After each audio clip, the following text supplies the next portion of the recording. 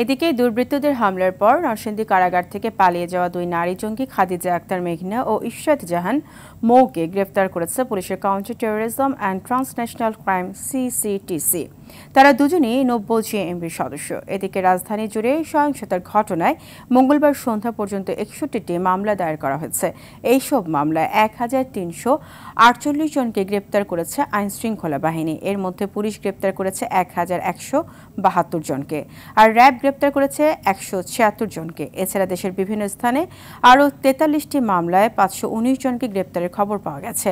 তবে সারা দেশে এখন পর্যন্ত কতজন গ্রেপ্তার হয়েছে বা কতটি মামলা হয়েছে সে ব্যাপারে পুলিশ সদর দপ্তর নিশ্চিত করে কিছু বলতে পারেনি।